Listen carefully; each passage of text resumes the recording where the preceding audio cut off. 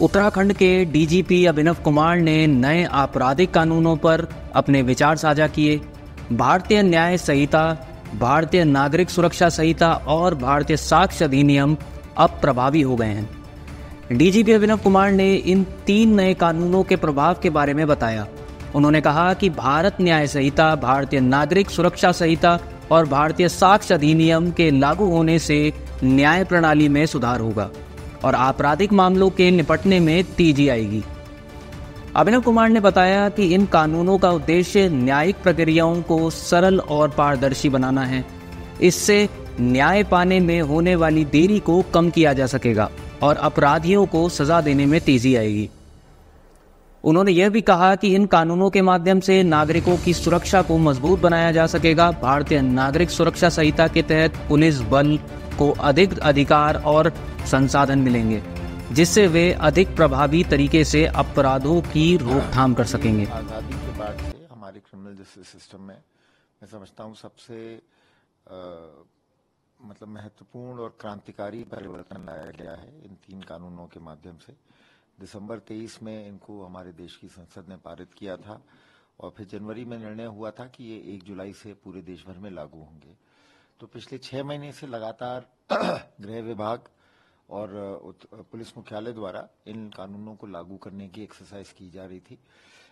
इसके तहत एक तो चीफ सेक्रेटरी मैडम की अध्यक्षता में एक हाई लेवल कमेटी बनी थी और यहाँ पुलिस मुख्यालय में भी हमने 6 सब कमिटीज बनाई थी जो इन कानूनों के बारे में अलग अलग पहलुओं पर जिन्होंने काम किया था।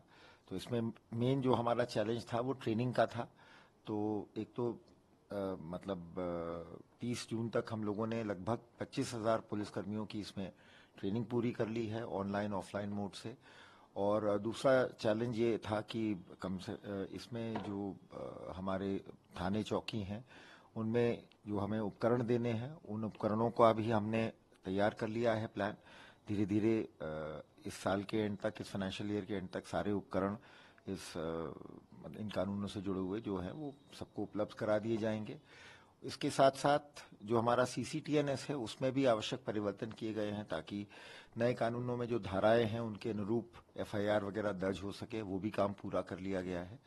और कुल मिला के देखिए, ये कानून, कोई भी कानून जब लागू होता है तो उसके जो एक्चुअल समाज में जो उसका इफेक्ट है वो तो कुछ समय बाद दिखाई देता है। और मेरा मानना ये है कि ये कानून इतने क्रांतिकारी हैं और इतने व्यापक इनसे रिफॉर्म है, इनके पीछे जो रिफॉर्म की धारणा है वो उसका असर जो है आने वाले दिनों में निश्चित रूप से जनता को और जो हमारे क्रिमिनल जस्टिस सिस्टम से जुड़े हुए जो बाकी सारे अंग हैं, जुडिशरी है और लोग हैं, उनको दिखाई देगा। और इन कानूनों की मदद से हमारे देश में और हमारे प्रदेश में एक बेहतर कानून व्यवस्था और न्यायिक प्रक्रिया की प्रणाली स्थापित होगी।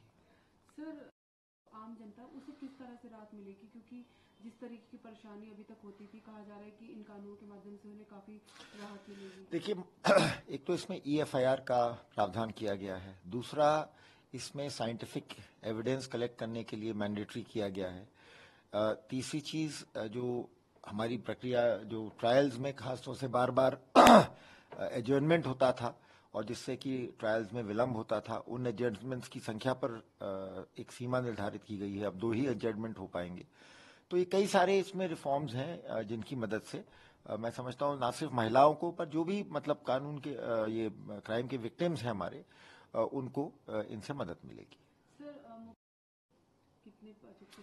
देखिए, अब इसका जो बजट है वो तो एक निरंतर प्रक्रिया है हमारी। हमने इनिशियली 20 करोड़ रुपए हम लोगों को मिले हैं और भी हम लोग वर्कआउट कर रहे हैं और क्या क्या चीजें चाहिए इन कानूनों को और सुदृढ़। जैसे अब हमें हर थाने में फोरेंसिक की फैसिलिटी देनी पड़ेगी। तो अब ये एक ऐसी नई चीज है जिसका अब धीरे धीरे हमारा प्रयास ये रहेगा कि मैदानी क्षेत्रों में जहां अपराध ज्यादा है वहां तो हर थाने में और पर्वतीय क्षेत्रों में हर सर्कल में ये फोरेंसिक की हम सुविधा दें।